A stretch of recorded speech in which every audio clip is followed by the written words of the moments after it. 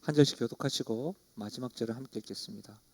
예수께서 무리를 보시고 산에 올라가 앉으시니 제자들이 나아온지라. 심령이 가난한 자는 복이 있나니 천국이 그들의 것이며 애통하는 자는 복이 있나니 그들이 위로를 받을 것이며 온유한 자는 복이 있나니 그들이 땅을 기업으로 받을 것이며 의에 줄이고 목마른 자는 복이 있나니 그들이 배부를 것이며 긍휼히 여기는 자는 복이 있나니 그들이 긍휼히 여김을 받을 것이며 마음이 청결한 자는 복이 있나니 그들이 하나님을 볼 것이며 함께요. 화평하게 하는 자는 복이 있나니 그들이 하나님의 아들이라 일컬음을 받을 것이며. 아멘. 전 본문의 말씀을 가지고 화평케 하는 사람은 행복합니다. 화평케 하는 사람은 행복합니다. 라는 제목으로 말씀을 나누겠습니다. 여러분, 팔복 행복에 이르는 길이라고 하는 전체 주제를 가지고 지금 7번째 말씀을 나누고 있습니다. 어떻습니까? 말씀을 듣고 이 말씀을 실천하려고 애쓰고 계십니까? 아니면 말씀은 들으면 들을수록 나와는 거리가 먼 것 같아요 라고 생각하십니까? 심령이 가난한 자, 애통한 자, 온유한 자, 긍휼히 여기는 자, 마음이 청결한 자, 이와 같은 복들과 행복이 우리가 방금 찬양하였지만 여러분의 삶에 나타나고 있으신가요? 팔복의 말씀을 들으시면서 난 정말 행복한 성도야, 그런 생각이 드십니까? 혹 이런 생각을 해본 적 없으세요? 이 말씀이 저 말씀 같고 저 말씀이 이 말씀 같다, 좀 비슷한 것 같다라고 생각하시는 분 있으십니까? 만약 그렇다면 저는 칭찬해 드리고 싶습니다. 왜냐하면 이 팔복의 말씀은 서로 이렇게 연결되어져 있기 때문입니다. 심령이 가난한 자와 긍휼히 여기는 자, 애통하는 것과 마음이 청결한 것, 그리고 온유한 것과 오늘 화평케 하는 것은 굉장히 연결되어져 있습니다. 그렇기 때문에 말씀을 들으시면서 이러신 분들 있다고 한다면 칭찬합니다. 팔복의 이 말씀을 정리하는 것은 굉장히 중요합니다. 왜냐하면 엑기스로 천국 백성들이 누리는 행복뿐만 아니라 천국 백성이 가져야 될 삶의 태도가 이 팔복뿐만 아니라 산상수훈에 기록되어져 있기 때문입니다. 아마 다음 주 되면 마지막 8번째 말씀을 보겠죠. 그러나 오늘은 그것들 다 정리하기 전에 반드시 한 가지만큼은 여러분에게 말씀드리고 싶은데요. 바로 이겁니다. 한번 보시죠. 팔복은요, 하나님께서만 주실 수 있고 하나님을 바랄 때 우리에게 허락되어진다는 겁니다. 행복에 이르는 팔복은 하나님께서만 주실 수 있습니다. 그리고 우리가 하나님을 향하여 간절히 바랄 때 허락되어지는 겁니다. 사랑하는 여러분, 저는 이 팔복의 은혜들과 말씀들이 여러분의 삶 깊숙하게 경험되어지고 누리시기를 간절히 축복합니다. 아멘이십니까? 아멘 좀 해봐요. 아멘이십니까? 네. 아멘. 그래요. 제가 오늘따라 1부, 2부, 3부 무슨 일 있어요? 여러분, 너무너무 중요해요. 이 화평케 하는 자는 영어로 피스메이커죠. 피스메이커, 다시 말하면 평화를 만드는 사람이 피스메이커, 화평케 하는 자라는 것을 알 수가 있죠. 그렇다면 평화를 만드는 사람이잖아요. 어떻게 평화를 만들 수가 있을까요? 어떻게 화평을 이룰 수가 있을까요? 대체로 일반적으로 많은 사람들이 생각하는 평화를 이루는 방법들, 저보다 2가지 좀 살펴보려고 하는데, 먼저는 이거예요. 사람들이 평화를 이루는 방법을 소유라고 생각을 합니다. 그러니까 무엇인가를 소유할 때 평화가 임할 것이다 라고 생각하는 거예요. 제가 청년들을 섬겼을 때 보통 이제 20대 초반도 오래 섬겼지만 20대 후반, 30대 초반 이 청년들 섬기게 되었었습니다. 그러니까 이 청년들이 많은 고민들이 있죠. 그럼에도 불구하고 그 청년들에게는 결혼이라는 것을 이룰 때 평안할 것이다. 내가 결혼만 하면 저 사람들과는 비교도 되지 않는 스위트홈을 갖고 갈 수 있을 것 같다. 내 안에 평안은 하지 않고 평화가 없는 것은 단지 아직 결혼하지 못하고 나의 배우자를 만나지 못한 것. 그래서 만남의 축복을 위해서 참 많이 기도했던 것이 생각납니다. 물론 여러분, 가정과 결혼에 대한 이런 생각은 저는 건강하고 자연스러운 생각이라고 생각합니다. 그러나 온라인에서나 혹 현장에서 결혼하신 분들 어떠세요? 자연스럽게 결혼하면 평안이 찾아오시던가요? 연애를 오래 하였건 짧게 하였던 결혼한 이들이 결혼한 후에 사람이 변했네, 속았다, 이런 말 한 번씩 못 들어보셨나요? 저만 그런가요? 아니면 그런 거 있잖아요. 원수도 이런 왼수가 없다. 아마 제가 이쪽 방향에서 좀 들리는 듯하기도 하는데 여러분 어떤지 모르겠습니다. 어떠세요? 그렇게 한 번도 저만 굉장히 저만 악한 사람이고 여러분 선한 사람인 것처럼 보이는데, 무슨 말이에요 여러분? 결혼이라는 것을 내가 하면 평안할 것이다 라고 하는 것을 아니다라는 것을 우리는 잘 알고 있는 거죠. 저는 뭐 성격이 뭐 괴팍하기도 하지만 뭐 그렇게 뭐 예. 근데 어째 제 성격 가운데 갖고 싶은 것이 있으면 좀 집중하는 스타일이에요. 한 번 집중하면 다른 것을 잘 보지 못하는 거죠. 그래서 어떤 때는 이전에 어떤 사역을 할 때도 좀 강박도 있고 그래서 가능한 이렇게 좀 이렇게 하려고 노력을 많이 했었습니다. 또 주변에 힘들었겠죠. 근데 어쨌든 여러분 제가 지금 사용하고 있는 노트북이 제가 7년째 지금 쓰고 있는 노트북인데 그 이전에는 윈도우라고 하는 운영 체제를 사용하다가 제가 7년 전에 그전에 그랬지만 7년 전에 그 사과 모양이 있는 그 컴퓨터가 사고 싶었어요. 근데 보통 가격보다 좀 비싸잖아요. 그러니까 이걸 한 번에 결제를 할 수가 없는 거죠. 근데 너무너무 사고 싶은 거예요. 사고 싶었던 이유는 사실 다른 것이 아니었습니다. 제 휴대폰과 연동하는 것을 그냥 그게 하고 싶었던 거예요. 그런데 이제 갈 때마다 그 노트북이 파는 곳에 그냥 들 때마다 이유 없이 들어가는 거죠. 그래서 한번 만집니다. 언제 내게 되노? 이러면서 괜히 클릭하고 돌아옵니다. 그리고 이제 가족들과 이제 그 쇼핑몰이나 마트에 갈 때가 있지 않습니까? 그럼 대형마트에는 항상 그게 또 있어요. 그러면 장은 보지 않고 그쪽으로 들어갑니다. 그래서 쓱 만집니다. 전혀 관심이 없는 사람에게 들어오랍니다. 한번 만져보라고. 어떠냐고. 사과가 느껴지냐고. 막 이렇게 막 합니다. 예, 저는요 끝끝내 시간이 걸리긴 하지만 그 노트북을 삽니다. 샀죠. 지금도 쓰고 있으니까. 저는 그 노트북을 사용할 때 지금 고인이 되셨지만 그 노트북과 사과 모양이 불이 탁 켜졌을 때 저는 스티브 잡스가 될 거라고 생각했습니다. 그러나 여전히 그것을 사용하고 있지만 평화롭지 않습니다. 계속 업그레이드 해야 되고요. 계속 어플에 대한 이해가 있어야 되고요. 제가 오래도록 사용했지만 사용하는 어떤 정도가 좀 이렇게 정해져 있으니까 좀 넘어갈 때면, 경계를 넘어갈 때면 그 방법에 대해서 저를 알려줄 목사와 연결이 되지 않으면 너무너무 불편한 것을 경험하게 됩니다.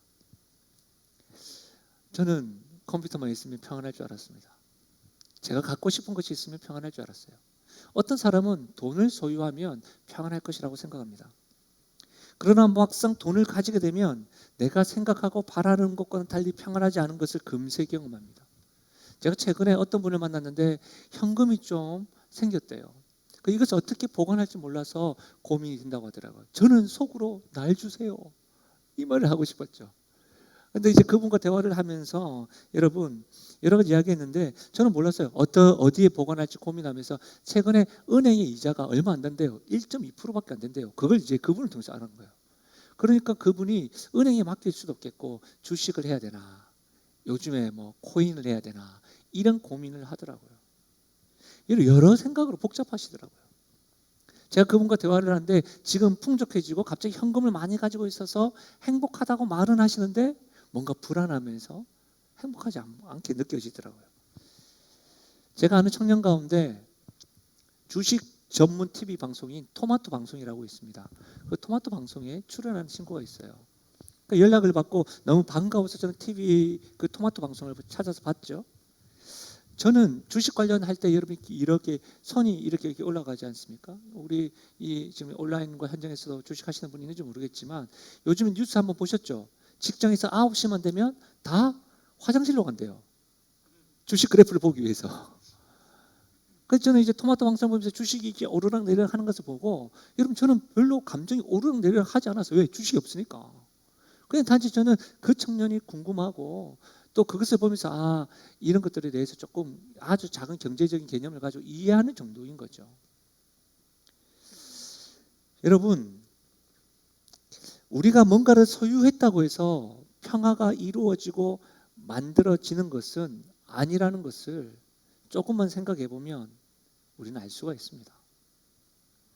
내 안의 평화를 위해서 무슨 노력이 필요하고 어떤 수고를 해야 될까요? 어느 정점까지 가야지 평안할까요? 여러분, 끝이 보이지 않는 것 같습니다. 여러분 방법을 아시나요?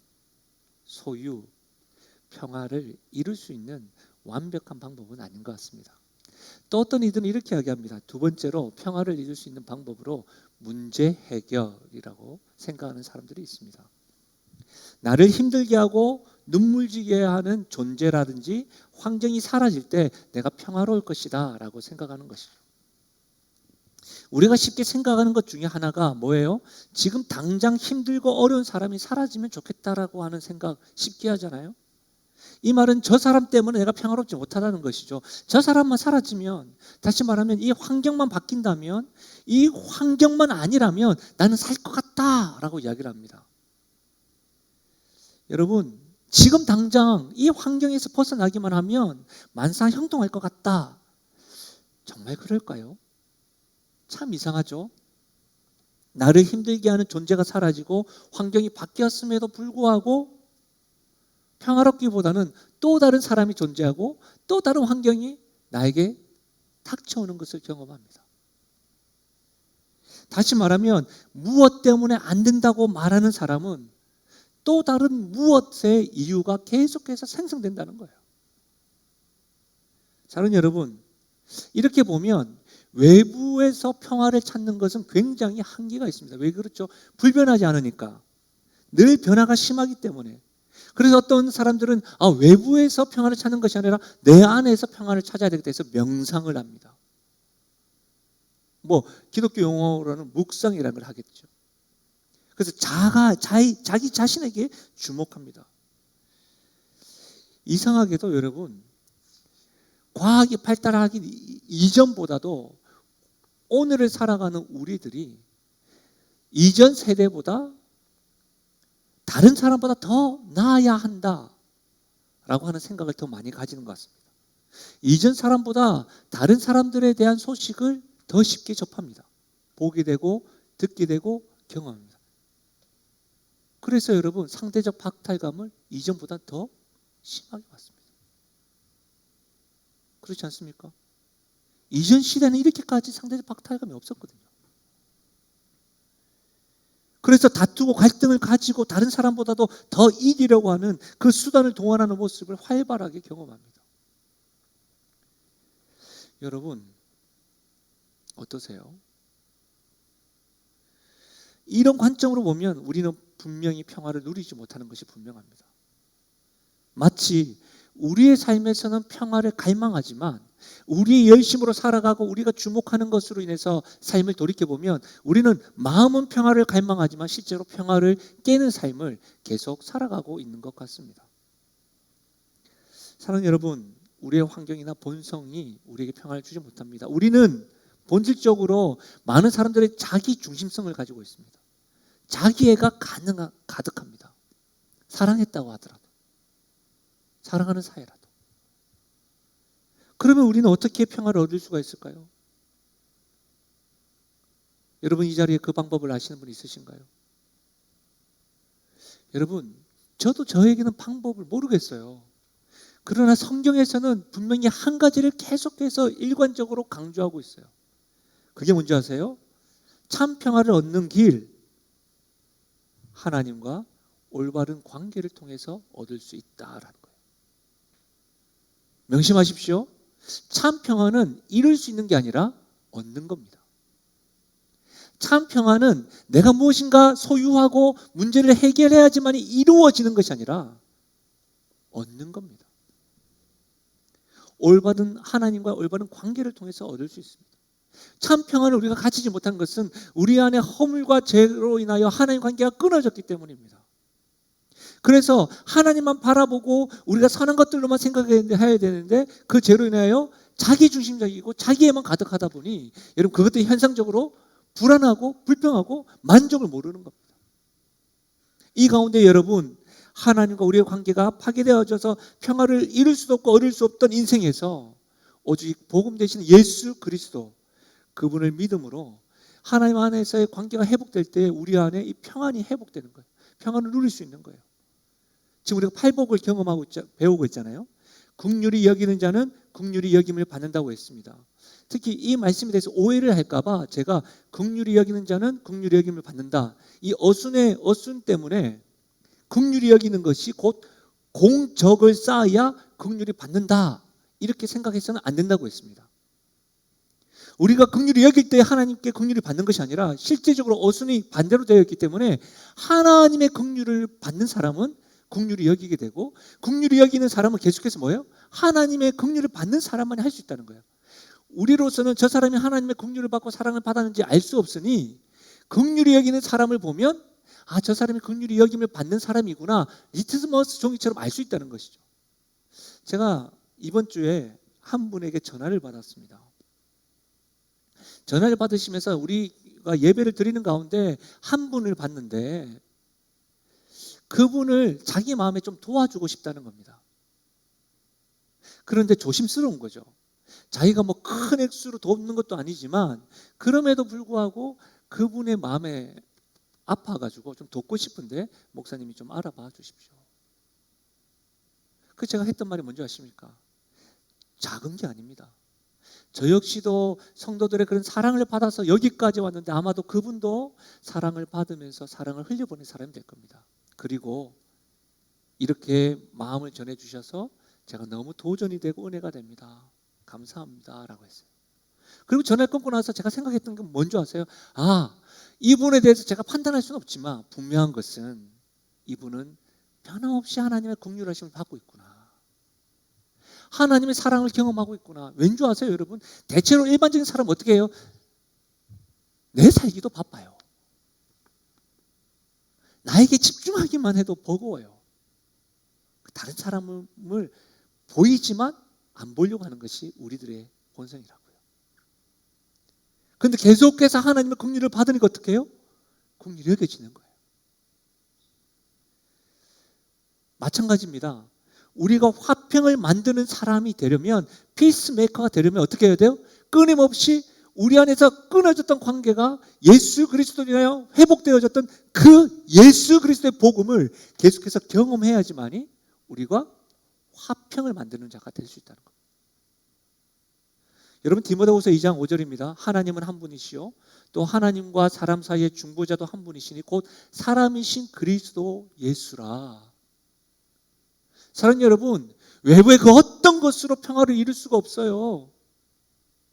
예수밖에 없어요. 예수 그리스도 그분으로만 우리 안에서 참 평화를 얻을 수 있는 길인 거예요. 여러분, 이 자리에 앉아있는 여러분들 스스로 심각하게 한번 질문해 보세요. 제가 설교를 하다가 이 문구를 여러분 다른 데서 찾아보니까 제가 여러 번 우리 영신교회에서 이 설교 문안으로 여러분에게 도전했더라고요. 그럼에도 불구하고 또다시 도전하는 이유는 너무너무 중요한 질문이기 때문에 스스로 한번 질문해 보세요. 예수님이 여러분의 구원자이십니까? 예수님이 십자가에 달리신 것과 부활하신 것이 바로 여러분 자신 때문이라고 하는 확신이 있으십니까? 예수님이 구원자일 뿐만 아니라 내 삶의 모든 것의 주인, 구주이십니까? 종교적인 답변 말고요. 당연히 할렐루야 아멘 이런 개념 말고요. 여러분 참으로 예수님 만나셨습니까?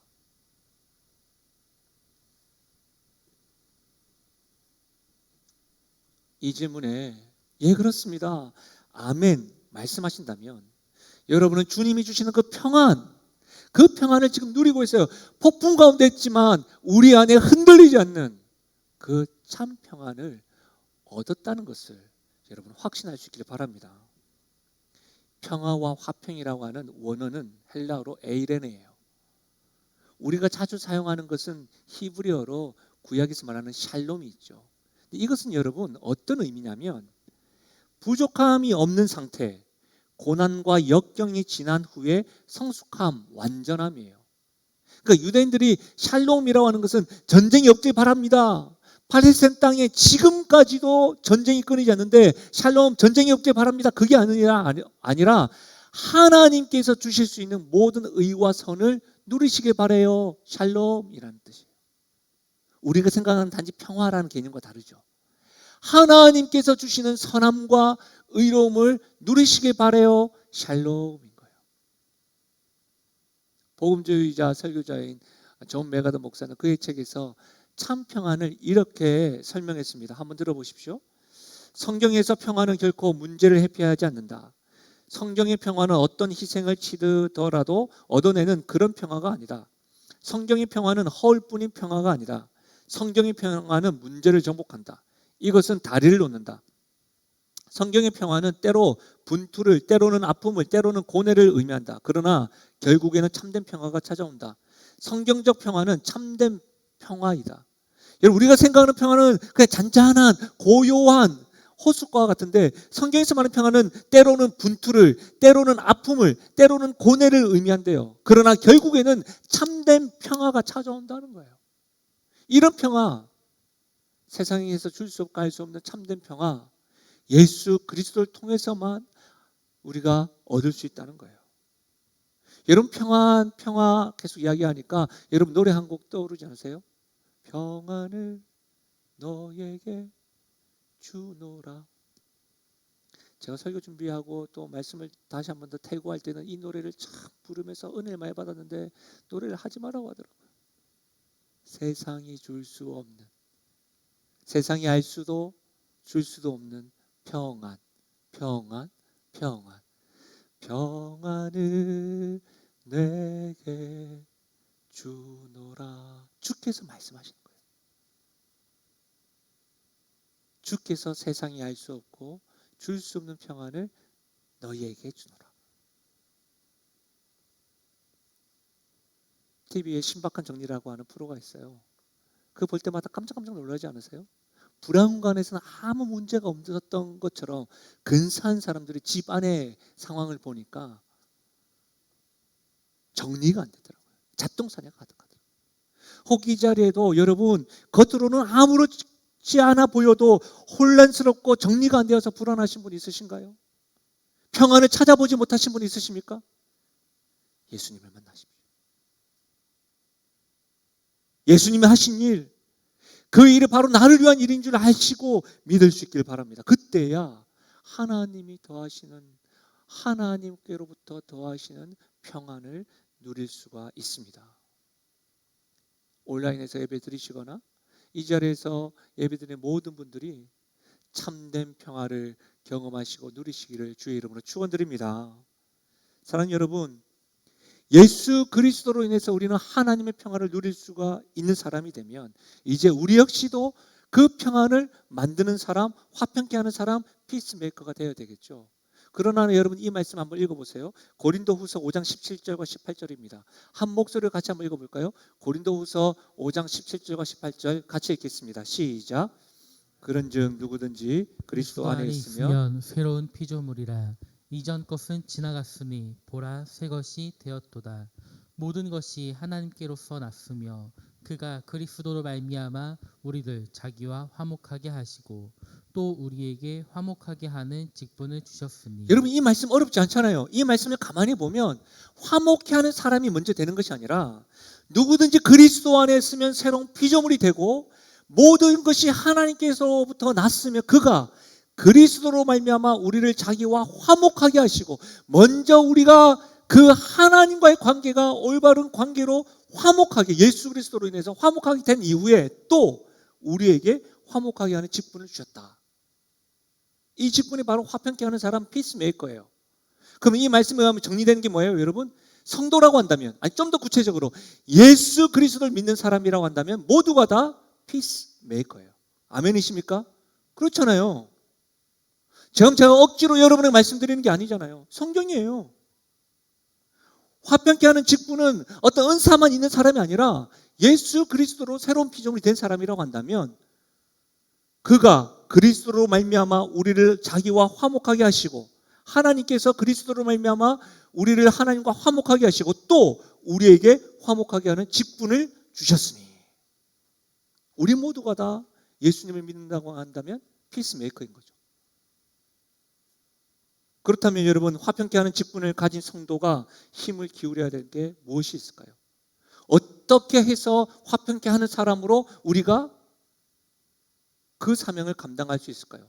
여러 모양 있겠지만 저는 두 가지로 여러분과 나누려고 합니다. 첫 번째로는 여러분, 화평케 하는 사람은 중재자가 아니라 순교자 태도를 가져야 합니다. 여러분, 갈등이나 싸움이 없는 곳 어디 있겠어요? 묘지밖에 없겠죠. 사랑하는 여러분, 화평케 하는 사람은 갈등 관계에서 단지 중재자 정도가 아니라 순교자 태도를 가지고 대가를 지불할 것을 저는 지금 말씀드리는 거예요. 고발자나 방관자가 되라는 말이 아닙니다. 저는 평화를 사랑하는 사람입니다. 평화주의자입니다. 이것을 뛰어넘어서 더 적극적인 의지를 가지고 대가를 지불하시라는 말씀이에요. 대가를 지불해서라도 화평을 이루라는 말씀이에요. 여러분, 이 말씀이 우리가 어떻게 누구를 통해서 할 수 있습니까? 하나님께서 우리와 관계를 회복시키고 화평의 관계를 가지기 위해서 하나님 당신도 가장 소중한 독생자 아들 예수를 대가로 지불하셨어요. 단지 예수님 역시도 하나님과 우리 사이에 단지 중재자 정도의 역할이 아니라 순교자와 같이 어떻게 해요? 희생하고 십자가에서 죽으셨다는 사실입니다. 여러분, 화평케 하는 사람은 단지 중재자가 아닙니다. 순교자 태도를 가져야 되는 거예요. 대가를 지불하셔야 돼요. 대가 없이 열매가 없는 거죠.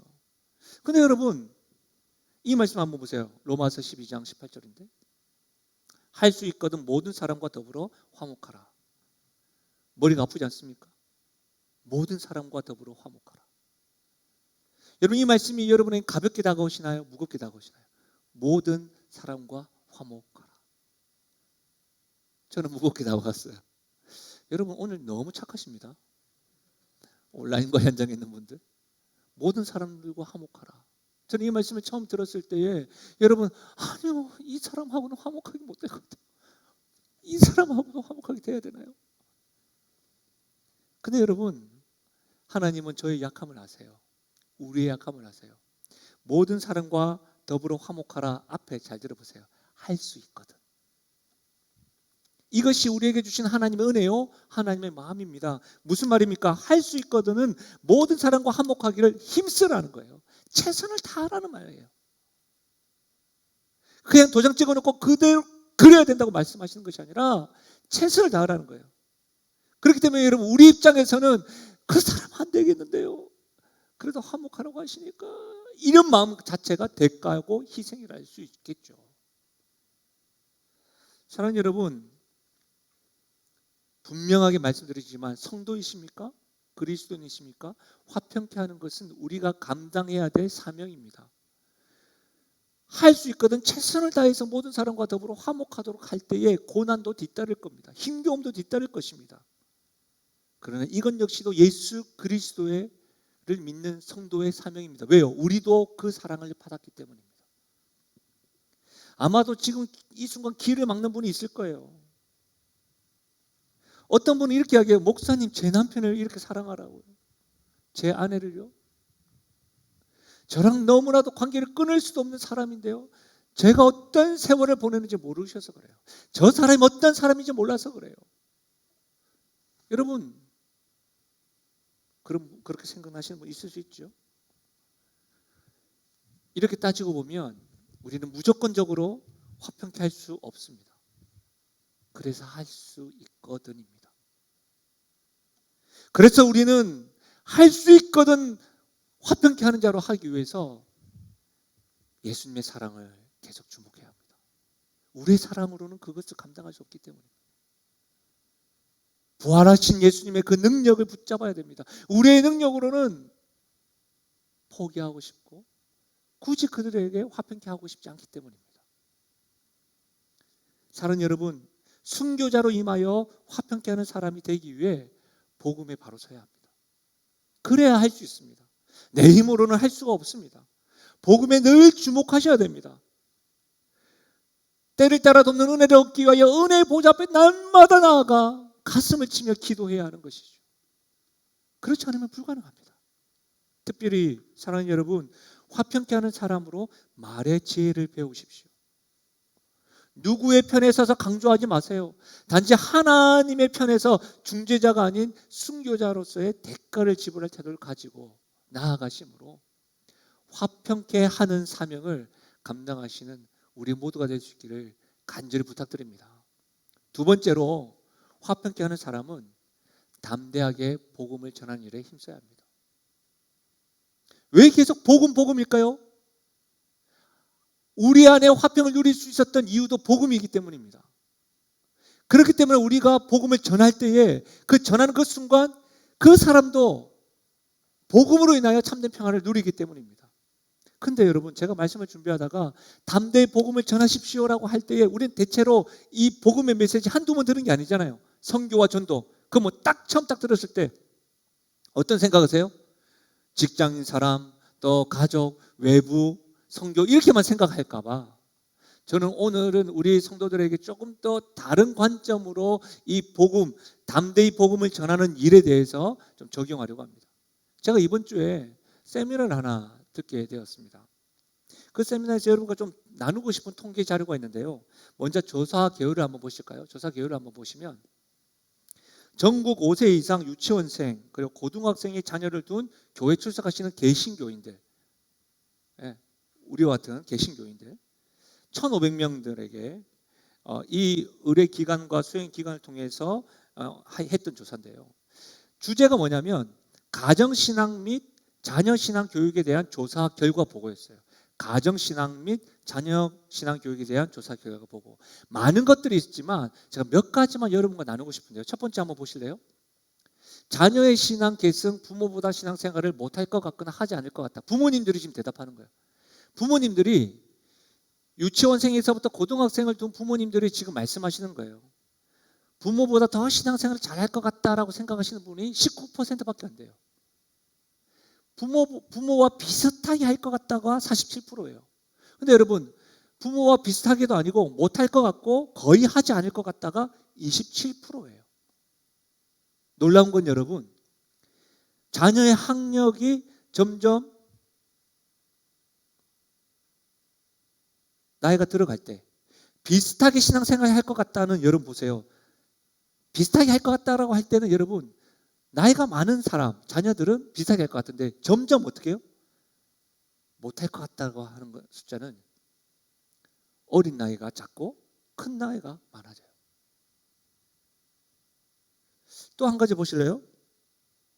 부모, 자신과 자녀 모두 코로나 이후 신앙생활에 소홀해졌다. 53%. 이 통계를 보면 아버지가 50%고 어머니가 53%예요.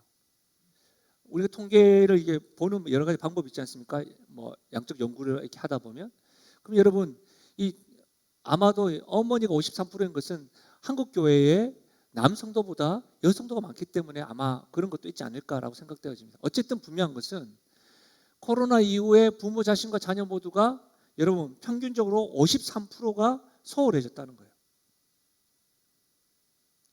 부모들보다 여러분 자녀들이 더 소홀해졌다가 프로테지가 높습니다. 다음 한번 보실래요? 자녀에게 하는 주요 교육 중 신앙교육이 가장 뒤처졌다. 여러분 보십시오. 인성교육은 94%, 지성교육은 79%, 진로교육은 69% 하는데 신앙교육은 59%밖에 안 한다는 거예요. 어떤 분은 이렇게 이야기할 수 있어요. 아니 목사님 50%나 해요? 59%나? 근데 여러분 한번 보세요. 인성교육에 대해서는 가르치지 않는다가 6%예요. 그러니까 인성교육은 계속 한다는 거예요. 인성교육, 생활태도. 심지어 여러분 지성교육은 21%밖에 안 가르치는 거예요.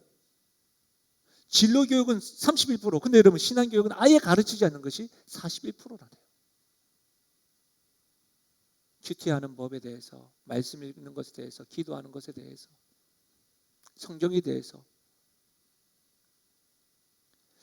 제가 여기에 참여하면서 가장 마음에 아팠던 건 바로 이건데요. 다음 한번 보실래요? 자녀 신앙의 교육의 걸림돌이 각자 바쁘다. 각자 너무 바빠서 23%. 요즘에 맞벌이하고 이렇게 너무 바쁘시니까. 근데 여러분 이것보다 더 아팠던 건요. 부모인 내가 신앙이 확고하지 않아서 19%. 그리고 신앙교육의 구체적인 방법을 부모들이 모른다고 이야기하는 거예요. 16%. 합치면 30%가 넘어요. 자녀 신앙교육의 걸림돌이, 우린 대체로 환경이 저래서 그렇다, 내 자녀가 저런 것은 나쁜 친구를 만나서 그렇다, 교회가 뭐 이렇게 이야기하지만, 여러분, 부모들이 지금 말하고 있는 건 뭐예요? 부모의 얕은 신앙이 자녀 신앙에 걸림돌이 되고 있다는 거예요. 여러분 어떻습니까? 통계자를 보시고 어떤 느낌이 드세요? 화평케 하는 사람은 담대히 복음을 전하는 사람이어야 한다고 했습니다. 단지 전도와 선교적 관점에서 바깥을 향해서 복음을 전한다는 이런 관점을 떠나서 저는 우리들에게 좀 더 구체적으로 적용하려고 합니다. 첫 번째로, 여러분, 부모님 자신에게 담대히 복음을 전하십시오. 뭐라고요? 부모님 자신에게 담대히 복음을 전하십시오. 부모님 자신에게, 누구가 아니라 여러분 자신에게 먼저 복음을 전하세요. 여러분, 코로나 이제 더 이상 핑계 대지 마세요.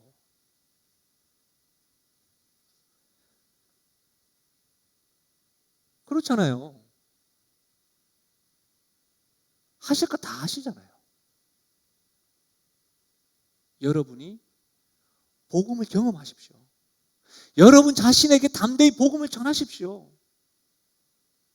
제가 정중하게 반복적으로 여러분 스스로 질문해 보십시오라고 말씀드렸지만, 제가 담대하게 여러분에게 질문 드리고 싶은 것이 있어요.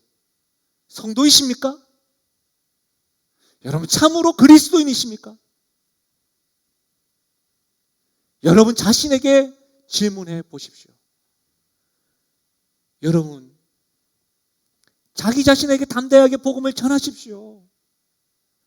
자녀 신앙 교육의 걸림돌이 부모의 얕은 신앙, 복음을 알지 못하고 경험하지 못한 삶의 모습이 되지 않기를 바랍니다. 이 자리에 청년들이 있어요.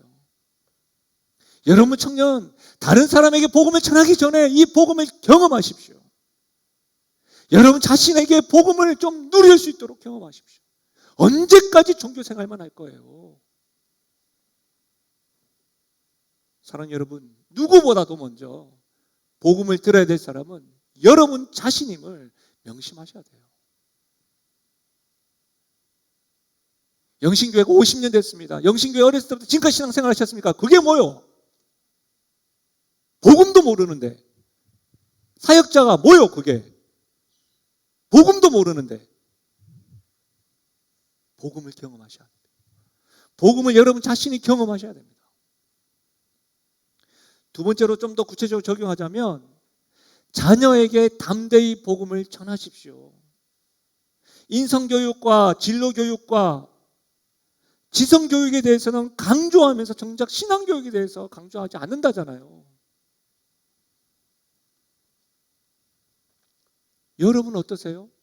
여러분은 여러분의 자녀들이 부모님보다 신앙생활 더 잘하실 것 같습니까? 더 못할 것 같습니까? 비슷할 것 같습니까? 이 자리의 청년들, 여러분의 부모님이 여러분보다 신앙생활 더 잘할 것 같습니까? 못할 것 같습니까? 비슷할 것 같습니까? 코로나 기간 동안에 자녀들이 부모님을 통해서 하나님이 최우선이라는 것을 경험하고 있습니까?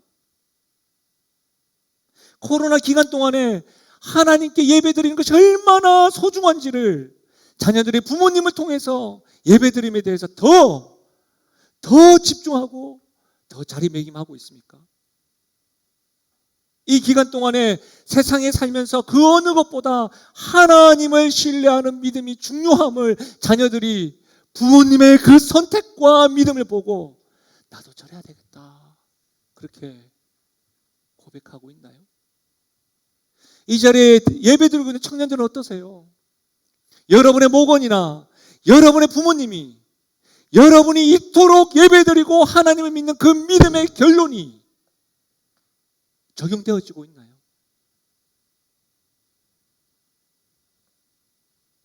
사랑하는 여러분, 하나님과 자녀 사이에, 하나님과 부모님 사이에, 하나님과 세상 사람들 사이에 피스메이커로 서주십시오.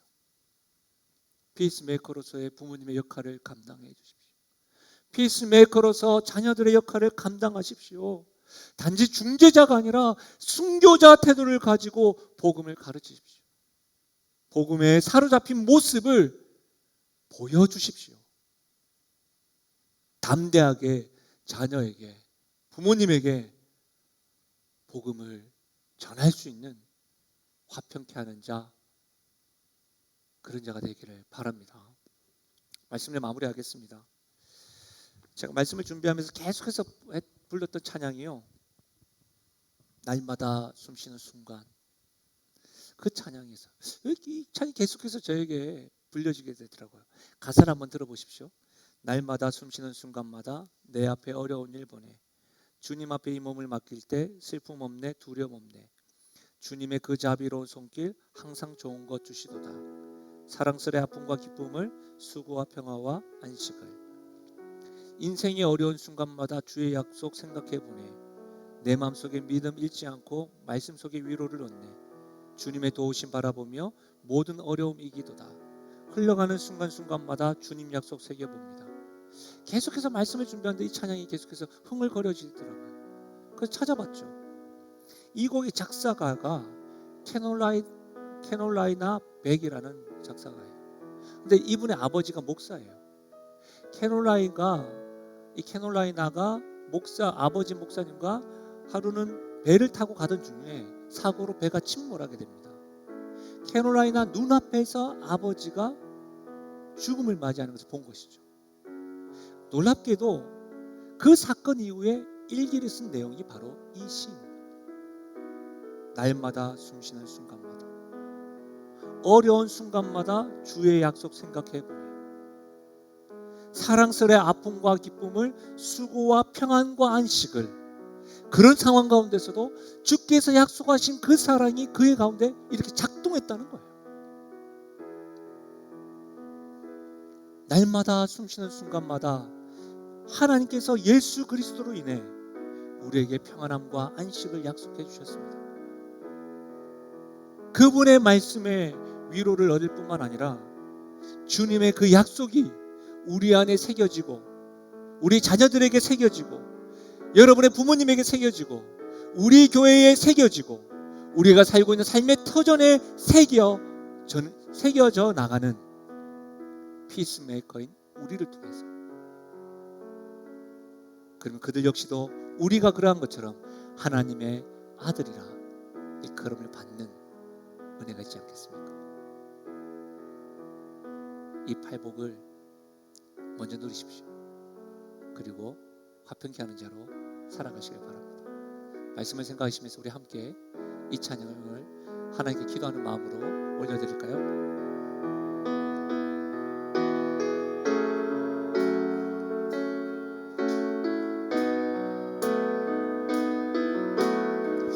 날마다 숨쉬는 순간마다, 날마다 숨쉬는 순간마다 내 앞에 어려운 일 보내. 주님 앞에 이 몸을 맡길 때,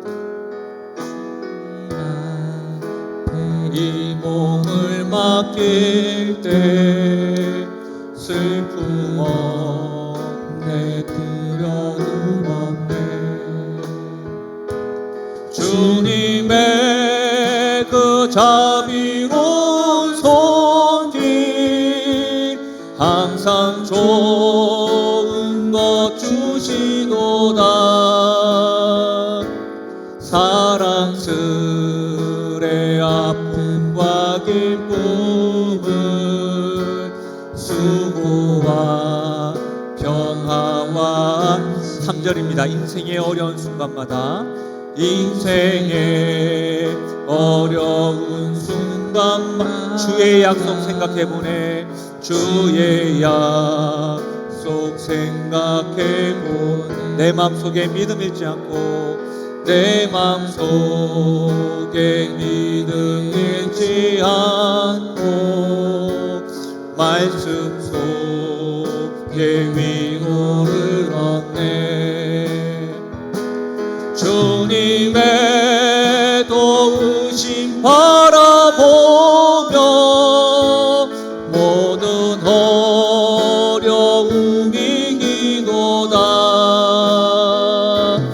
흘러가는 순간순간마다 주님야. 우리 마지막으로요, 주님의 도우심 바라보며, 주님의 도우심 바라보며 모든 어려움이 이기도다. 흘러가는 순간순간마다 주님 약속 새겨봅니다. 때로는 내가 예수님을 믿고 있지만 정리되지 않고 불안하고 혼란스러울 수 있습니다.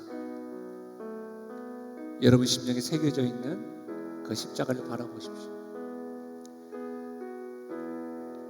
하나님께서 주시는 평안은 한 번 주시고 빼앗는 평안이 아닙니다.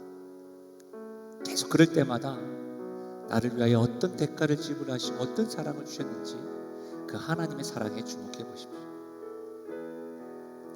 우리가 그 사랑을 받은 자이기에 피스메이커로 화평케 하는 자로, 우리도 그 받은 사랑, 그 복음을 전함으로 그들도, 상대방도 평화를 누리게 하는 것이죠. 복음을 아는 자로 살아가십시오. 복음을 누리는 자로 살아가십시오. 화평케 하는 자로 한 주간도 살아가십시오. 오늘은 제가 기도하겠습니다. 하나님 아버지, 감사합니다. 때로는 내가 무엇인가 하고 내 앞에 있는 문제가 해결될 때야 평화를 이룰 수 있다라고 생각하지만, 정작 아버지 하나님, 내 손 안에 모래가 계속해서 빠져나가는 것과 같이 끝이 없이 평화를 갈구하지만 평안을 깨우치고 깨지고 망가져버리는 우리의 인생을 보게 됩니다. 예수 그리스도의 그 사랑과 능력으로 우리에게 더하신 그 평안, 하나님이 주시는 그 평안을 많이 누리며 나아가는 저희들 되게 하여 주옵소서. 하나님이 실존하시고 그분의 사랑이 진짜임을 경험함으로 세상이 알 수 없고 줄 수 없는 평안, 폭풍 속에서도 평화롭게 잠을 청할 수 있는 그 주님처럼 우리도 그 평안을 누리길 원합니다. 또한 그 평안을 안대로 그 평안을 흘려보내며 나아가는 사랑하는 성도들이요 청년들 되게 하여 주옵소서. 화평케 하는 자로, 우리 역시도 받았던 사랑과 복음을 전함으로 뭇 사람들이 하나님의 아들이라 일컫는 받는 그런 은혜가 있을 수 있도록 역사해 주시고 함께하여 주옵소서. 감사드리며 예수님의 이름으로 기도하옵나이다. 아멘. 함께 선포하실까요? 나는 하나님으로부터 부름받은 하나님의 자녀입니다. 우리는 세상으로 보냄받은 그리스도의 제자입니다. 아멘. 이 사실을 꼭 기억하십시오. 지금 많은 분들이 이제 백신을 맞고 있더라고요.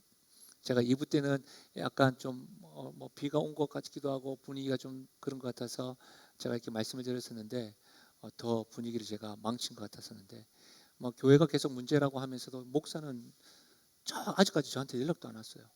그러나 연락이 오신 분들 있다고 한다면 부담스러워하지 말고 걱정하지도 마시고 백신을 꼭 맞으십시오.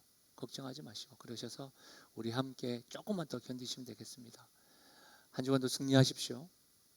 우리 옆에 분들에게 하나님 축복받기 전에 한번 인사하실까요? 샬롬. 예, 샬롬. 예, 샬롬입니다. 네, 흔들지는 마시고 샬롬. 네, 하나님의 축복을 받겠습니다. 지금 우리 주 예수 그리스도의 은혜와 하나님 아버지의 무한하신 사랑과 성령의 위로 교통하심과 충만하신 역사가 하나님이 대가를 지불하시고 사랑하는 아들 예수 그리스도를 통하여 우리와 화목케 하심으로 우리가 평안을 누리고 평안을 누리는 자가 화평을 전하는 자로, 평안을 만드는 자로 직분을 주셨으니 그 직분을 감당하기로 다짐하고 결단하며 나가는 사랑하는 성도들 머리 위에와 그들의 가정과 기도 제목 위에, 특별히 사랑하는 청년들과 다음 세대 머리 위에 지금부터 영원토록 함께 하시기를 축원하옵나이다. 아멘.